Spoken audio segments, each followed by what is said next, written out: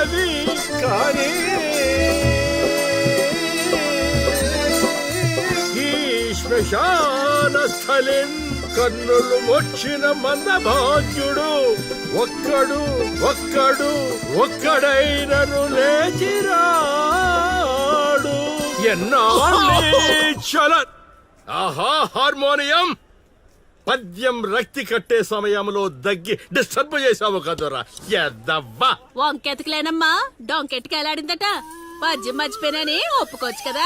సాంఘిక నాటకాల హీరోయిన్ ఇంత గొప్ప హరిశ్చంద్ర నాటకములో నా పక్క చంద్రమతి వేషమంటే మాటలా నాకే కౌంటరా?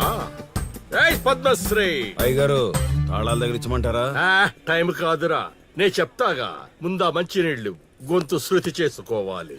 గురుగారు యాదవ సేతురం కాకపోతే రిహార్సల్స్ కూడా ఈ గెటప్లు ఏంటండి? ఒరే హార్మోనిస్టు, వేషం పడకపోతే పద్యానికి గొంతు పెగలదురా. మొదలెట్టండి.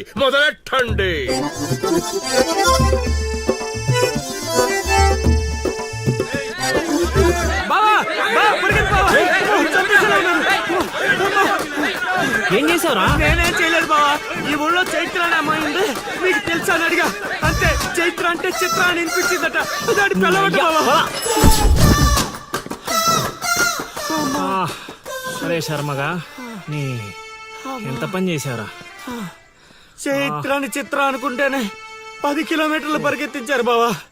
ఇంకా నయం, డైరెక్ట్ గా వెళ్ళా కాశీగాడిని అడగలేదు. కూర్చోబడిపోతుంది బావా. చైత్రను వెతికే రూట్ ఇది కాదురా. మరేంటో తమరే చెప్పండి బాబా.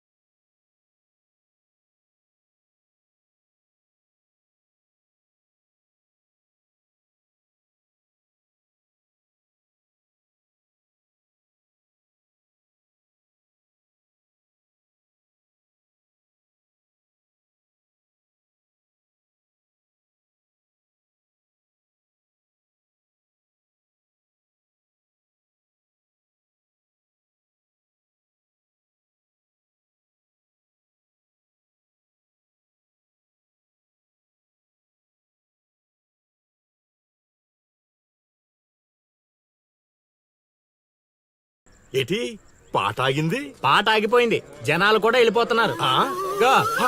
అలా కొయ్యిలా నిలబడపోతే 10 రూపాయలు ధర్మం చేయొచ్చు కదా. హతవిధి కళాకారుడు యాచించుటయా?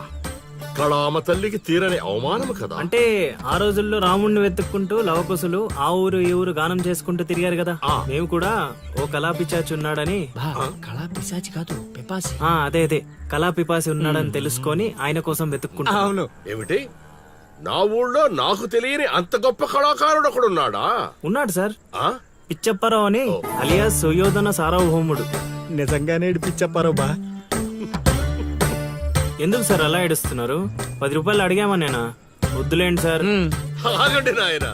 మీరేటండి, అసలే మాకు టైం లేదు. పక్క వీధికి వెళ్ళి అడుక్కోవాలి. నీకు అవసరం లేదు నాయనా. ఈ రోజు మొత్తం కలెక్షన్ మీరే ఇచ్చేస్తారా? కాదు నాయన, మీరు వెతుకుతున్న ఆ పిచ్చి అప్పారావు అలియా సుయోధన సార్వభౌముడిని నేనే నాయన. బాబు గారు, లేవండి. అవసరం లేదు నాయన.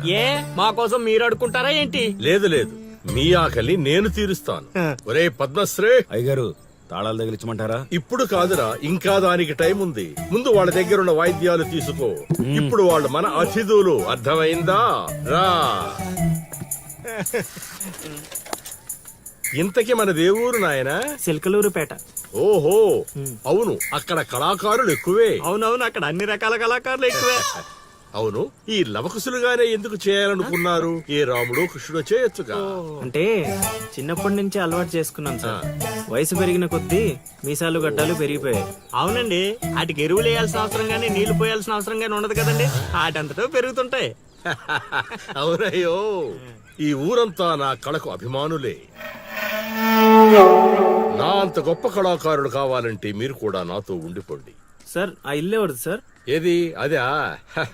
కాశీ అని మా బంధువుల ఇల్లే. ఓహో. అదిగో ఎదురుగా వస్తోంది అమ్మవారి ఊరేగింపు, ఆ ఇంటికే వెళుతోంది. చూడు బాబు, ఇదే మా ఇల్లు. ఈ కళాపిపాసి ఆహ్వానాన్ని స్వీకరించండి. రండి. సార్ ఇవన్నీ మీకొచ్చినవేనా సార్? కొన్ని తెచ్చి పెట్టుకుంటే నీకు కూడా వస్తాయి బాబు. పార్వతి, కళని కళాకారుల్ని అవమానిస్తున్నావు. అలానే కదా బంగారు ప్రాసుల్ని కాస్త దాన్ని ప్రాసులు చేసేశారు. ఆ ధాన్యాన్ని బియ్యం చేసి తింటేనే కదమ్మా బంగారమైన సంపాదించగలం, లేదా బంగారంలో బతకగలం. సెహబాష్ సెహబాష్, నీ మాటతోనైనా కొందరి కళ్ళు తెరుచుకోవాలి. అన్నట్టు వీళ్ళు ఆ అర్థమైంది. ఏమే ఇంకో ఇద్దరు కంట వండి పడే తినిపోతారు. సత్రంలో తయారైంది కొంప. ఇది 1980లో వచ్చింది, ఇది 90లో వచ్చింది. సార్ ఇవన్నీ మనకొచ్చినవని చెప్పుకోకపోతే బతకలేం సార్.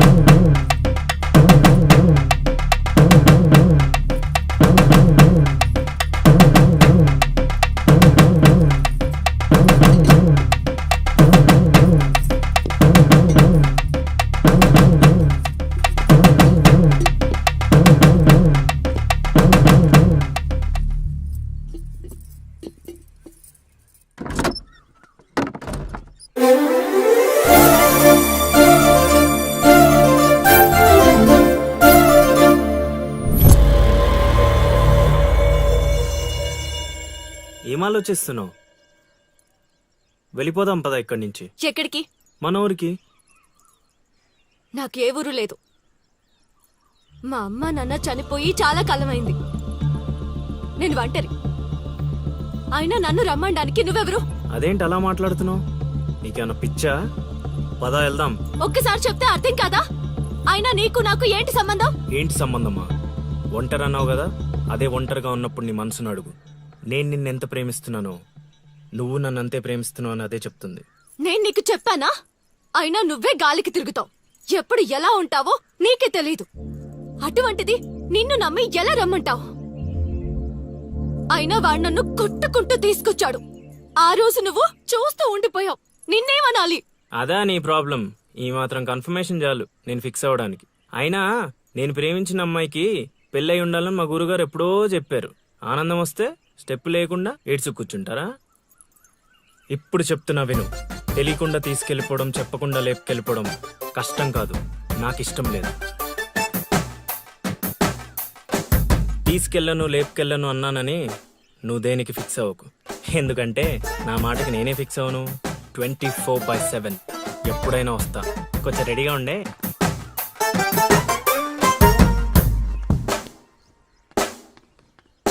రే కాశీ, ఇంట్లో దేవుడున్నాడు.